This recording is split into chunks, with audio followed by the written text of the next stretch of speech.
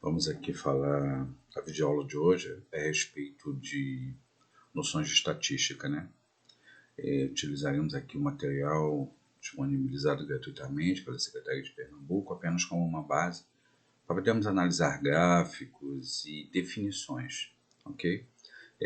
Essa matéria de estatística está contida sobre o tema matemática e suas tecnologias, né, e disponibilizado material a respeito para a turma de ensino médio, né, do terceiro ano.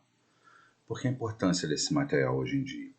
Observamos que principalmente o aluno, né, o público-alvo dessa faixa etária, né, são adolescentes, aí, já começando alguns até a gerir o próprio sustento da família, eles são bombardeados quase que diariamente com informações como pesquisas eleitorais, pesquisa de mercado, são sempre colocados em contato com gráficos, né?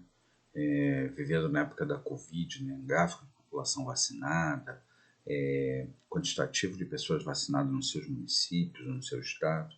Então é importante que eles tenham fundamentalmente o conceito de estatísticos, né, a respeito de como analisar, né, a base desses conceitos estatísticos, gráficos e planilhas e informações estatísticas, né? Por isso a importância, né, dessa matéria para os jovens hoje, ok?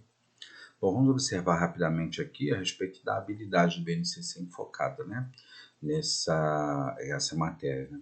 É a F04MA27, que a principal atribuição é habilitar os alunos a analisar os dados representados em várias tabelas, né, como já citado, né, tabelas de dupla entrada, gráficos de coluna ou pictóricos, com base em informações nas diferentes áreas do conhecimento, né? E principalmente compreender isso e poder gerar texto, produzir texto para a síntese de sua análise.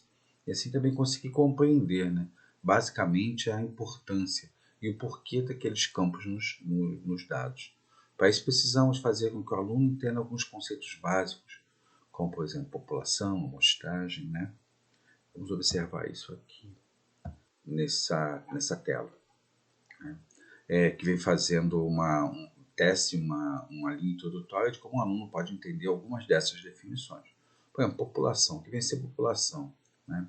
Conforme citado aqui, é um conjunto geral, né, de tudo aquilo que vai ser analisado no estudo, através de um gráfico ou através de uma tabela. Né? Como diz aqui, é o conjunto de tudo que interessa ao estudo do problema. Por exemplo, se nós estamos falando a respeito de uma pesquisa populacional, né? Então, como já diz o tema população, a parte que aborda a população de pesquisa, por exemplo, a pesquisa da população do estado do Rio de Janeiro, né? É um enfoque global, é a maior abrangência, né? É a maior característica para selecionar. Aí depois tem o caso da amostra, que é um subconjunto dessa população. A população do Rio de Janeiro, aí você tem a amostra ou amostragem, que já foi vacinada com relação ao Covid-19, é um bom exemplo.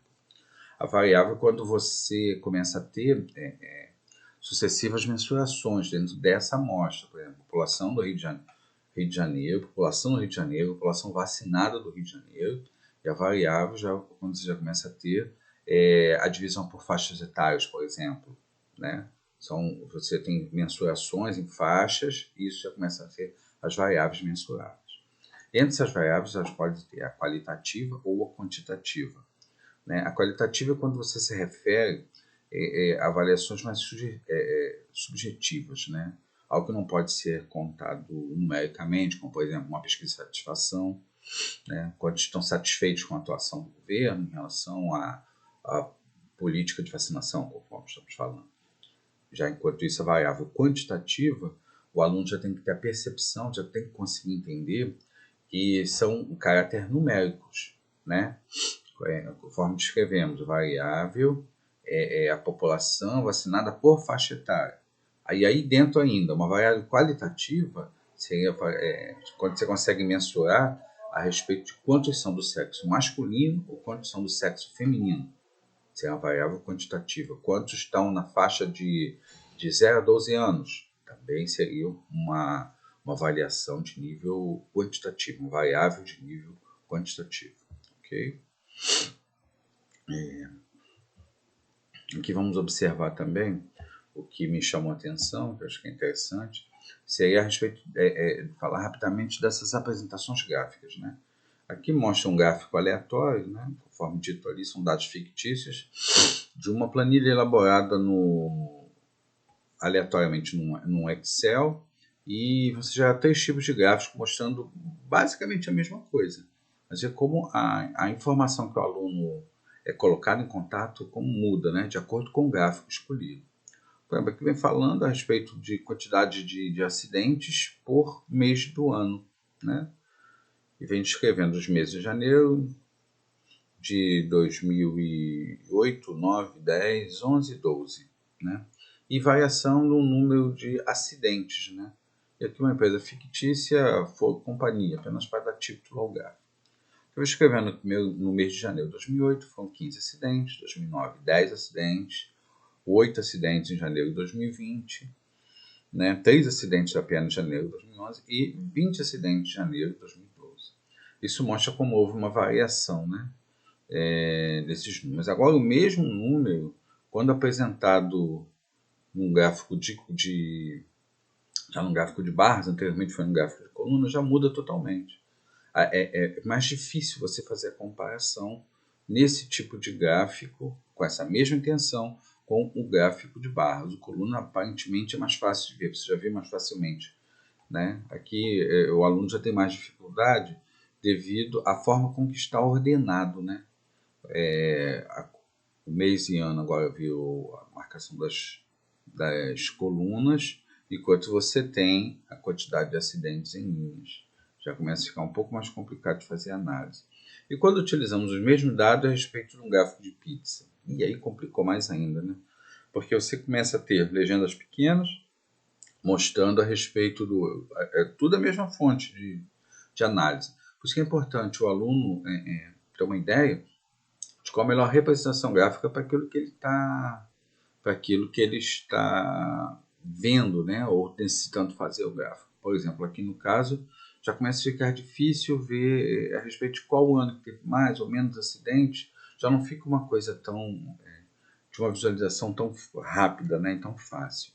Então, os mesmos dados podem ser representados em gráficos de coluna, barra e pizza, sendo que esse pizza realmente não mostra ter muita serventia em relação ao que quer descrever a respeito dos números de acidentes. Esse pizza seria mais importante quando tem setores menores, para você fazer um apanhado assim, realmente de um valor global, tipo, você tem um dado estatístico qualquer e quer separar entre incidência do sexo masculino e feminino, por exemplo. Aí você visualiza mais fácil, o gráfico dividido em 2 ou 3 pesquisas de satisfação, satisfeitos, não satisfeitos ou não opinaram. Aí realmente esse gráfico de pizza tem uma utilidade melhor. Aqui o gráfico de linha, né, para esse caso, mostra a tendência de queda e subida, mas também se mostra totalmente... não é bem expresso, né, não passa rapidamente uma noção do que está querendo dizer. Esse é um gráfico mais utilizado para você ver variação da bolsa ou alguma coisa que o vale, né? Nesse caso aqui, eu confesso também não tem muita não vejo com bons olhos apresentar a quantidade de acidentes dessa forma, até porque você tem valores muito espaçados, né? Aqui mostra a respeito também de um outro gráfico mais à frente, que aqui sim vamos observar a importância do gráfico de barras. Ele fala a respeito de o exemplo aqui é apenas para a gente verificar a serventia dele e como fica mais fácil analisar os dados dessa forma, para esse objetivo, né? Fala a respeito da população recenseada, estimada, né, em alguns municípios no estado de Pernambuco, né, lá de onde veio o material, gentilmente cedido. Ele fala a respeito dos municípios, né, são descritos os municípios aqui nas linhas, e as colunas vêm descrevendo, né, a respeito dos dados. Aqui você totaliza até o número de 100 mil. Entre esses municípios são aqueles que têm até 100 mil habitantes, que é descrito aqui embaixo, né? É totalizada a população, e você tem a descrição do nome em ordem alfabética, que facilita bastante do município, e a sua população. Então aqui você consegue visualizar bem rapidamente que, por exemplo, enquanto o município tem 20 mil 149 habitantes, o outro já tem 92. Então, isso assim fica fácil de você observar apenas analisando o gráfico, né? É um gráfico que esse passa bem mais a informação de uma forma bem mais clara, né?